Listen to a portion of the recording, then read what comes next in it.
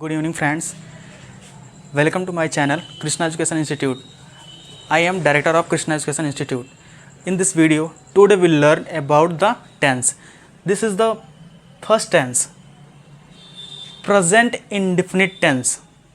हम लोगों ने पिछली वीडियो में बात किया था कि टेंस क्या होते हैं, उसकी कुछ बेसिक्स सीखे थे। तो आज हम लोग इस वीडियो में क्या सीखने वाले हैं, प्रेजेंट टेंस का जो पहला पार्ट हमारा है प्रेजेंट इंडेफिनिट टेंस। तो आज हम इस वीडियो को में बताएंगे आप लोगों को कि कैसे हम लोग यूज़ करते हैं प्रेजेंट इंडेफिनिट टेंस, क्या होता है, इनके यूजेस क्या होते हैं। तो चलिए देर ना करते समय हम लोग वीडियो स्टार्ट करते हैं। देखिए यहाँ पे दिया गया है प्रेजेंट इंडेफिनिट टेंस, ये हमने हेडिंग लगाई है। अब देखिए इसका यूज़ कहाँ करते हैं, क्या होता है प्रेजेंट इंडेफिनिट टेंस, और इसको बोलते हैं सिंपल प्रेजेंट भी बोलते हैं। देखिए कह रहा है यूज टू इंडिकेट करंट और regularly occurring action. It's mean present indefinite tense वही होते हैं जो क्या होते हैं, जो हमारे करंट मतलब वर्तमान में समय को दिखाते हैं, और रूटीन होता है जो हम लोग रूटीन अपना बनाएं डेली का, वो वर्क जो एक्शन होता है वही ये प्रेजेंट करते हैं, मतलब शो करते हैं। तो देखिए यही हमारे हैं यूज टू इंडिकेट करंट और रेगुलरली अक्यूरिंग एक्शन। तो हमने देखा कि जो हमारे टेंस होते हैं, जो टेंस होता है हमारा, ये क्या शो करता है, ये प्रेजेंट इंडेफिनिट टेंस ही होते हैं, हमारे जो रेगुलरिटी को शो करते हैं। एक्शन ये हमारा होता है जो रूटीन को भी बताते हैं कि कौन सा काम कब हो रहा है, और डेली जो एक्शन होते हैं, तो ये हमारा हो गया प्रेजेंट इंडेफिनिट टेंस।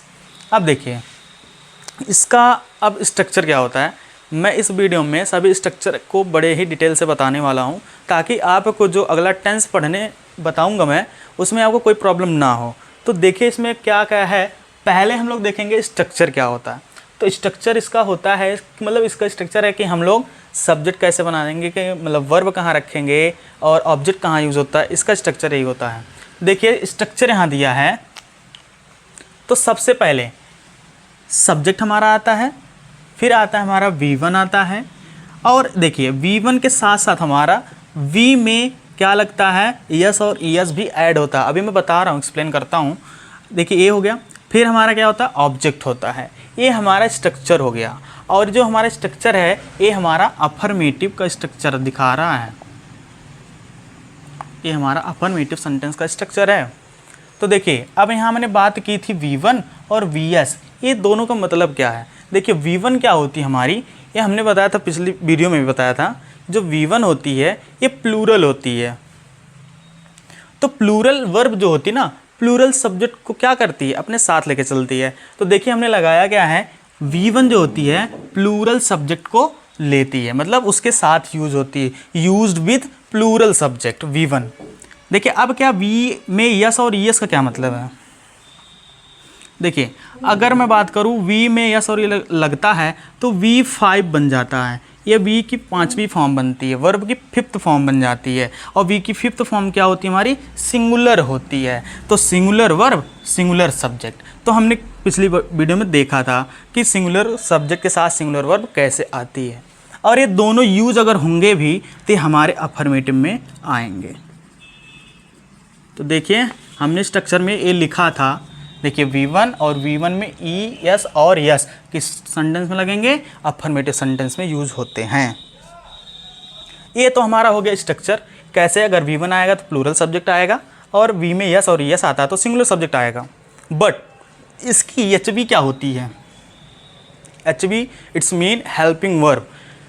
इसकी जो HV होती है ना, डू होती है और डज होती है, और ये डू डज हमारी जो होती हैं प्रेजेंट इंडेफिनिट टेंस की HV मतलब हेल्पिंग वर्ब होती हैं। अब बट इनका यूज़ हम लोग कैसे करते हैं, बहुत सारे लोग इसमें कंफ्यूज हो जाते हैं कि डू किसके साथ लगाएं और डज किसके साथ लगाएं। देखिए डू और डज में क्या है, डू को अगर देखें तो ये हमारी V1 है, ठीक, और हमने डू में क्या किया, डू में यस जोड़ दिया तो हमारी V5 बन गई। क्यों, क्योंकि हम लोग अगर किसी में V1 में यस और यस लगाते हैं तो क्या हो जाती है, V5 बन जाए, ये बन जाएगी हमारी डज। तो बताइए सिंगुलर हो गई।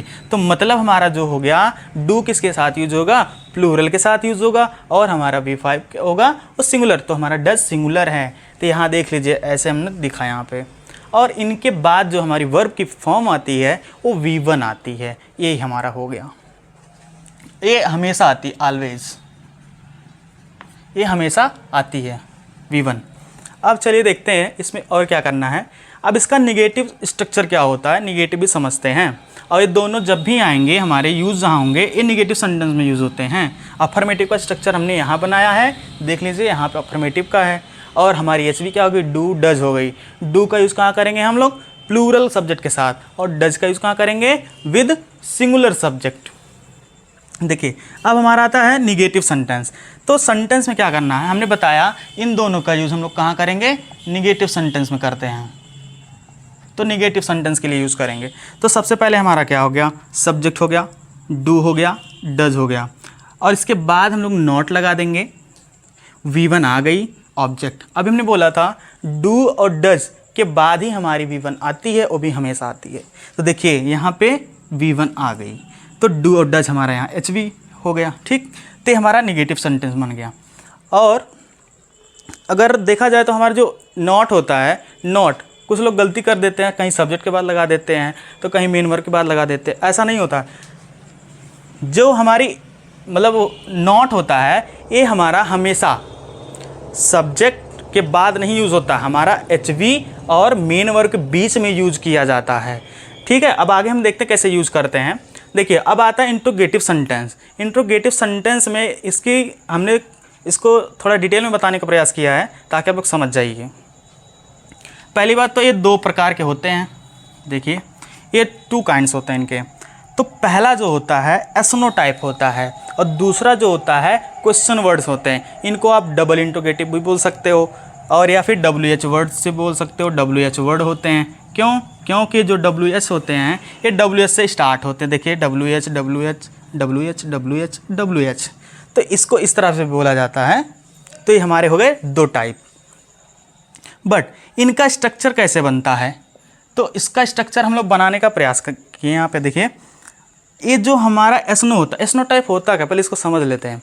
एसनो टाइप वही होता है जब हम लोग किसी क्वेश्चन का आंसर यस या नो में देते हैं।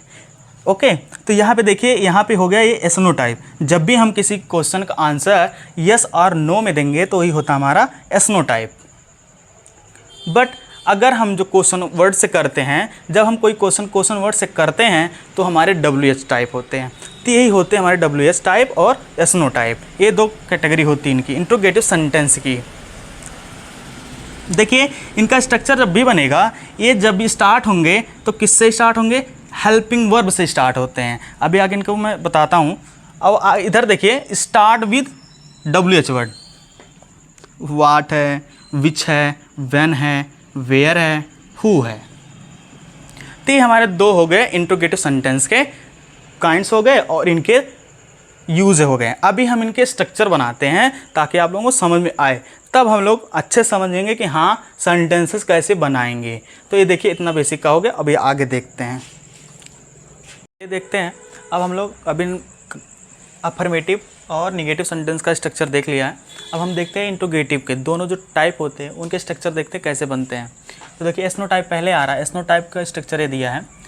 तो जो हमारी होती है ना HV helping verb, do does, फिर आता है हमारा सब्जेक्ट, फिर हमने बोला था V1 आएगी हमारी, उसके बाद ऑब्जेक्ट आता है और लास्ट में हमारा क्वेश्चन मार्क आता है। और जो हमारा इंट्रोगेटिव सेंटेंस होता है, इंट्रोगेटिव वर्ड होते हैं, और लास्ट में हमारा क्या होता है, इसकी पहचान होती है क्वेश्चन मार्क से। तो देखिए हमने जितने बनाए हैं इसमें सब में क्वेश्चन मार्क आए हैं। तो पहला हमारा क्या, डू डज हो गया, सब्जेक्ट हो गया, प्लस V1 हो गया, प्लस ऑब्जेक्ट हो गया, प्लस क्वेश्चन मार्क हो गया। ये हमारा एसनो टाइप का है। अगर मैं बात करूँ एसनो टाइप कैसे बनेगा, एसनो टाइप जितने भी टेंस हैं सब में उसकी हर टेंस की अपनी अपनी एक पहचान होती है और उसकी एक HV होती है अलग अलग। तो उनसे हम लोग क्या करेंगे, उनकी HV रखेंगे। मैंने इस टेंस को किस लिए लिया है, क्योंकि हम लोग प्रेजेंट इंडेफिनिट टेंस का पढ़ रहे हैं, तो हमने इसी वजह से इसको क्या लिया। लेकिन यहाँ पर अगर बात करें तो हेल्पिंग वर्ब से आप लोग क्या करेंगे, स्टार्ट करेंगे। टेंस कोई भी रहे, बस उसकी HV आपको पता रहनी चाहिए।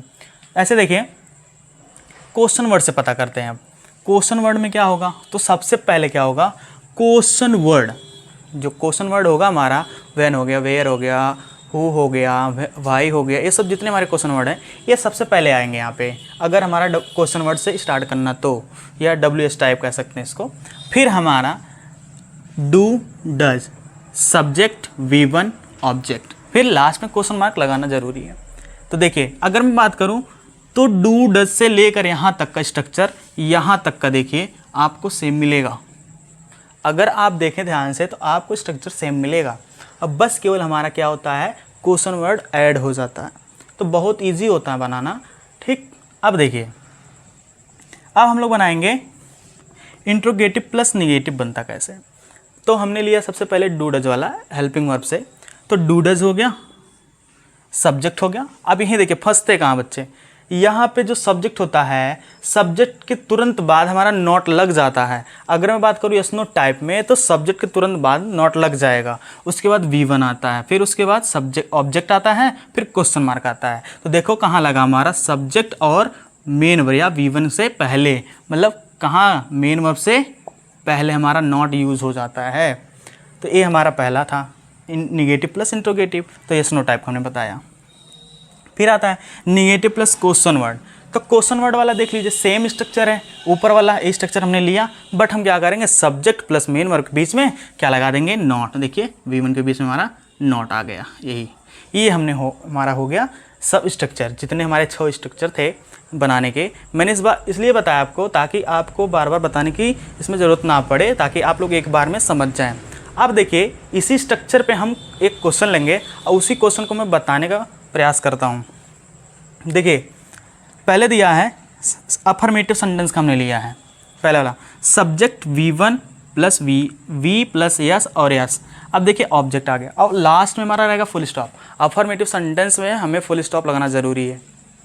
देखिए एग्जाम्पल हमारा पहला है अफर्मेटिव सेंटेंस का, सी स्पीक्स इंग्लिश फ्लुएंटली।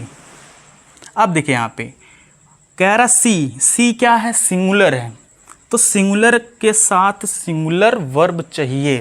तो मैंने बोला ये जो हमारा VS होता है ये क्या होता है, सिंगुलर होता है, तो सिंगुलर आ गया यहाँ पे। स्पीक हमारी होती है प्लूरल, क्योंकि V1 है, अगर एस लग गया तो हमारी क्या होगी सिंगुलर, तो सिंगुलर ये भी है, सिंगुलर ये भी हो गई। इसके बाद हमारा इंग्लिश ऑब्जेक्ट है, फ्लुएंटली हमारा आ गया, इसके बाद अदर वर्ड। ठीक, तो देखिए ये बन गया हमारा अफर्मेटिव सेंटेंस का। अब देखो हमारा आता है निगेटिव सेंटेंस का स्ट्रक्चर, उस पर सेंटेंस करते हैं, इसी को लिए हैं ताकि समझ जाइए। Subject do does not V1 object. देखिए सी सिंगुलर हो गया, डज नॉट हमने बोला डू में एस और यस लगता तो क्या बन जाती है, सिंगुलर बन जाती है, तो ये हमारी सिंगुलर ये भी हो गई, सिंगुलर हो गई। अब देखिए ये हमारा हो गया यूज़, नॉट आ गया, हमने बोला HV और मेन वर्ब के बीच में क्या होता है, नॉट यूज़ हो जाता है निगेटिव सेंटेंस में। और V1 आता है, ये V1 हो गया हमारा, V1 इंग्लिश फ्लुएंटली। तो हमारा स्ट्रक्चर यही था, subject do does not V1 object. अब अगर मैं कहूँ यहाँ पे डू कैसे आएगा, तो अगर यहाँ पे मैं कहूँ आई ले लूँ, यहाँ पे आई ले लूँ, तो यहाँ होगा I do not speak English fluently. तो देखिए यहाँ आई हमारा क्या होता है, प्लूरल होता है, ये आई के साथ डू यूज़ होगा, डज नहीं यूज़ होगा, क्योंकि यहाँ पे क्या हमारा आई प्लूरल सब्जेक्ट है। तो ये हमारा हो गया निगेटिव सेंटेंस का स्ट्रक्चर और उसके सेंटेंस। अब देखिए हमारा है एसनो टाइप आ रहा है, एसनो टाइप में देख लेते हैं। तो डू डज हमने बोला एसनो टाइप वही होता है, क्या होता है जो HV से स्टार्ट होता है, मतलब डू डज हमारा इसमें आएगा। तो डू डज हो गया यहाँ पे, उसके बाद क्या होगा, सब्जेक्ट हो गया V1 ऑब्जेक्ट, लास्ट में क्वेश्चन मार्क। तो क्या लगाएंगे, क्योंकि सिंगुलर हमारा है तो सिंगुलर चाहिए, सिंगुलर हो गया। स्पीक हमारी V1 है तो V1 चाहिए। देखिए स्ट्रक्चर देखते चलिए, इंग्लिश ऑब्जेक्ट, उसके बाद फ्लुएंटली हमारा आ गया, इस तरह से ऑब्जेक्ट हो गया। ठीक, ये हमारा हो गया एसनो टाइप का। इसी तरह हम क्या करेंगे, इसमें एक वर्ड रखेंगे क्वेश्चन वर्ड, और सब उसी में रख देंगे। देखिए अगर मैं इसको देखो, does she speak English fluently, इस सेंटेंस का स्ट्रक्चर और इस सेंटेंस का इतना स्ट्रक्चर मिलाऊं तो सेम है, बट केवल एक वर्ड हमारा आया है क्वेश्चन वर्ड, ये डिफरेंट है। यही हमारा होता है क्वेश्चन वर्ड, मतलब WH टाइप का। यही हमारे होते हैं। अब आगे अब देखते हैं, अभी तो हमारे 4 स्ट्रक्चर बन के रेडी हुए और हमने सेंटेंसेस भी कर लिए हैं। अब हमारा जो बनता है इंट्रोगेटिव निगेटिव। इंट्रोगेटिव निगेटिव मतलब जो एच से स्टार्ट होगा उसमें निगेटिव भी आएगा। तो देखिए सेंटेंस सेम रहेगा, बट हमारा देखिए डू डज आता ही था, सब्जेक्ट आया था, बट हमारा जो V1 है और सब्जेक्ट के बीच में क्या आएगा, नॉट यूज हो जाएगा। तो ये हमारा क्या हो जाएगा, इंट्रोगेटिव निगेटिव सेंटेंस हो जाएगा। तो देखिए हमने सेंटेंस कर लिया है, does she not speak English fluently. तो देखिए यहाँ सब्जेक्ट हमारा क्या था, सी था, और स्पीक हमारी मेन वर्ब है, हमारी मेन वर्ब और सब्जेक्ट के बीच में क्या आ गया, नॉट आ गया। तो ये हमारा हो गया इस तरह यूज, मतलब इंट्रोगेटिव निगेटिव सेंटेंस में। अब देखिए क्वेश्चन वर्ड और निगेटिव सेंटेंस कैसे बनते हैं। तो इसको पहले लिखूंगा question word do does plus subject और नॉट। देखो इसमें भी सेम कंडीशन लगती है, तो कितना आसान है, हम कैसे लगाएंगे, तो कोई कंफ्यूजन नहीं इसमें। सब्जेक्ट और V1 में के बीच में क्या लग जाएगा, हमारा नॉट लग जाएगा। कोई भी सेंटेंस जब बनाएं आप, तो उसमें जब भी इंट्रोगेटिव प्लस निगेटिव की बात करें तो आप सब्जेक्ट के तुरंत बाद नॉट यूज़ कीजिए, आपका सेंटेंस गलत नहीं होगा। अगर आप कहीं इधर उधर लगाएंगे तो आपका सेंटेंस गलत हो जाएगा। और लास्ट में क्वेश्चन मार्क लगाना ज़रूरी है, तो आप लोग क्वेश्चन मार्क लगाना भूलिएगा मत, नहीं तो आपका क्वेश्चन गलत हो जाएगा। देखिए अब यहाँ पर भी हमने बनाया था, सेम सेंटेंस बन गया, वाई डज सी नॉट। तो देखिए सब्जेक्ट और मेन वर्ब के बीच में हमारा नॉट यूज़ हुआ है, और इसका भी देखिए सब्जेक्ट और नॉट के बीच में यूज़ करना था। तो दोनों सेंटेंस सेम बने थे, बट स्ट्रक्चर 6 बनते हैं हमारे, तो हमने सीख लिया। देखिए अब कुछ चीज़ें हमारी बहुत इंपॉर्टेंट होती हैं, जो गलतियां हो जाती हैं यहाँ पे, तो मैंने इंपॉर्टेंट करके बता दिया आपको। देखो मैंने कुछ सेंटेंस लिए हैं, मैं इसको बता रहा हूँ। कह रहा पहला sentence, the sun rises in the east, मतलब क्या कह रहा है, the sun rises in the east. इस सेंटेंस का मतलब क्या है, ये जो हमारा सेंटेंस दिया है यूनिवर्सल ट्रुथ का दिया है, तो ये भी हमारा क्या हो गया, यूनिवर्सल ट्रुथ। तो प्रेजेंट इंडेफिनिट टेंस में हमारे जितनी भी यूनिवर्सल मतलब सार्वभौमिक सत्य वाली जो बातें होती हैं वो प्रेजेंट टेंस में आती हैं। तो देखिए दूसरा सेंटेंस भी दिया हमारा क्या, the earth does not move around the moon. जो हमारा क्या है, पृथ्वी क्या है, हमारी पृथ्वी क्या करती है, पृथ्वी जो है मून का मतलब चंद्रमा का चक्कर नहीं लगाती है, चारों तरफ नहीं घूमती है। तो ये भी हमारी क्या है, यूनिवर्सल ट्रुथ, यूनिवर्सल ट्रुथ। ये बातें सही हैं, जो पृथ्वी हमारी किसका चक्कर लगाती है, सूर्य का लगाती है, और जो सन होता है हमारा कहाँ निकलता है, पूरब से निकलता है। तो ये बातें सही हैं। तो देखिए ये दोनों सेंटेंस हमारे हो गए। अब देखिए, तो he goes to school daily. तो देखिए यहाँ पे दिया है वह विद्यालय रोज जाता है। तो यहाँ पे क्या शो हो रहा है, इस सेंटेंस में क्या दिख रहा है, तो इसका मतलब है वह क्या है, उसका जो काम है जाने का है, स्कूल जाने का, तो उसका जो काम ना डेली का काम है, तो क्या एक उसकी आदत को प्रकट कर रहा है। तो ये जो हमारा ना हैबिचुअल ट्रूथ होता है, हैबिचुअल ट्रूथ। तो देखिए पहला जो हमारा था यूनिवर्सल ट्रूथ, दूसरा भी यूनिवर्सल ट्रूथ। तो मैंने इसलिए लिया कि आपको अगर ऐसा सेंटेंस मिलता है, शो होता है, तो आप उसको क्या लगाएंगे, प्रेजेंट इंडेफिनिट में लगाएंगे, नहीं तो गलत हो जाएगा। देखिए लास्ट हमारा we take tea thrice a day. इसका मतलब क्या है, हम कह रहा है एक दिन में 3 बार चाय पीते हैं। अब जिसकी भाई आदत है वो दिन में 4 बार पिए चाहे 10 बार पिए, उसकी आदत है, तो वही कह रहा है यहाँ पे we take tea thrice a day. मैं क्या करता, हम दिन में 3 बार चाय पीते हैं। तो देखिए यहाँ पे ये भी क्या है, हैबिचुअल ट्रूथ को दिखा रहा है। देखिए ये बहुत इंपॉर्टेंट टॉपिक है, ये आता है कंपटीशन में भी आता है, जो कि लोग गलत कर देते हैं। तो मैंने इसलिए आपको बता दिया, ये जो सेंटेंसेस अगर आते हैं पूछा है तो आप क्या बताएंगे, हमारे प्रेजेंट इंडेफिनिट टेंस में आते हैं। तो इतनी सारी बातें थी इसमें, और आपको हमने बता दिया स्ट्रक्चर कैसे बनते हैं, सेंटेंसेस कैसे बनाएंगे, 6 स्ट्रक्चर हो गया, और इम्पॉर्टेंट टॉपिक हमने बता दिया जो हमारे यूनिवर्सल ट्रूथ होते हैं और habitual truth. Habitual truth and universal truth किस टेंस में आते हैं, तो आप बताएंगे। ये हमारे जो टेंस होते हैं प्रेजेंट इंडेफिनिट टेंस में आते हैं। ये देख लीजिए, इतनी जो सेंटेंस है आप लोगों को अच्छे से समझ में आ गया होगा। देखिए, अगर आप लोग इस वीडियो में जो चीज़ नहीं समझ में आई होगी, अगर कह रहे हैं कि ये कैसे यूज़ होगा, डू कहाँ लगेगा, डज कैसे लगेगा, तो आप लोग एक काम करिएगा, आप पिछली वीडियो देख लीजिएगा, मैंने वहाँ पे अच्छे से एक बार बताया है कैसे यूज़ करेंगे। तो हम लोग आज प्रेजेंट इंडेफिनिट टेंस पढ़ चुके हैं। अब देखिए आगे हम और वीडियो लाएंगे और हमारा टॉपिक रहेगा प्रेजेंट कॉन्टिन्यूअस टेंस का। अगर आपको वीडियो अच्छी लगती है तो आप लोग शेयर करना ना भूलें, ताकि शेयर करेंगे तो और जो भी हैं टेंस वगैरह एक अच्छे लेवल से पढ़ सकते हैं, समझ सकते हैं। मैंने अपने तरीके से इसको अच्छे से बता दिया है ताकि अच्छे से लोग समझ जाएं। और हमारे चैनल को जो है ज़्यादा से ज़्यादा सब्सक्राइब करें और शेयर करते रहें। Have a nice